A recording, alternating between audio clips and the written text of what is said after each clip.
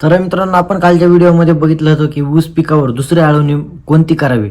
त्या व्हिडिओमध्ये मित्रांनो, तो व्हिडिओ नसेल बघितला तो व्हिडिओची लिंक डिस्क्रिप्शनमध्ये आहे. त्याचबरोबर पहिली आळवणीचा देखील व्हिडिओ बनवलेला आहे आपण, त्याची लिंक देखील डिस्क्रिप्शनमध्ये आहे.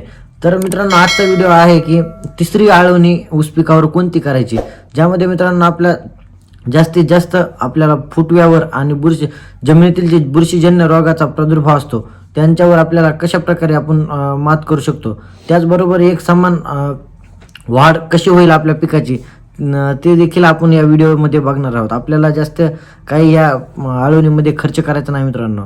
या आळवणीमध्ये आपल्याला 13-40-13 हे विद्राव्य खत घ्यायचं मित्रांनो. आपल्याला 2 किलो 300 लिटर पाणी करायचं आहे आणि जमिनीमध्ये ओलावा असणं खूप महत्त्वाचं आहे. त्या 13-40-13 मित्रांनो आपल्याला 2 किलो घ्यायचं आहे, 300 लिटर पाणी करायचं आहे आणि प्रत्येक रोपापाशी 50 ते 60 ml आपल्याला प्रत्येक रोपापाशी पाणी सोडायचे 50 ते 60 ml. त्याचबरोबर मित्रांनो आपल्याला एक बायोविटा एक्स म्हणून टॉनिक घ्यायचे 300 लिटर पाण्यासाठी आपल्याला 500 ml बायोविटा एक्स घ्यायचे. त्याचबरोबर मित्रांनो आपल्याला एक बुरशीनाशकचा देखील आपल्या या आळवणीमध्ये आपल्याला समावेश करायचा आहे, ज्यामध्ये मित्रांनो तुम्ही थायफोनेट मेथिल 70% WP या कंटेंटचं रोको नावाचं बुरशीनाशक आपल्याला अर्धा किलो 500 ग्रॅम घ्यायचे 300 लिटर पाण्यासाठी. अशा प्रकारे मित्रांनो आपल्याला एकदम कमी खर्चामध्ये आळवणी ही तिसरी आळवणी करायची आहे.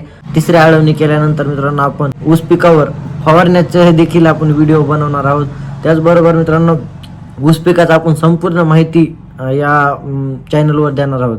तर चॅनलवर नवीन जर असाल तर चॅनलला सबस्क्राईब करा आणि व्हिडिओ जर आवडले तर व्हिडिओला लाईक करा आणि शेअर करा आपल्या ऊसवाल्या शेतकऱ्यासोबत. मित्रांनो, पहिली आळवणी, दुसरी आळवणी आणि ऊस पिकाला आळवणी कोणत्या कितव्या दिवशी करायची, बेणे लागवड असेल, रोप लागवड कितव्या दिवसाला करायची, कशासाठी करायची हे देखील मित्रांनो आपण ह्या व्हिडिओच्या मार्फत बघितलेला आहे. तो व्हिडिओ जर नसतील बघितले तर चॅनलवर ते व्हिडिओ आहे ते नक्की बघा. धन्यवाद.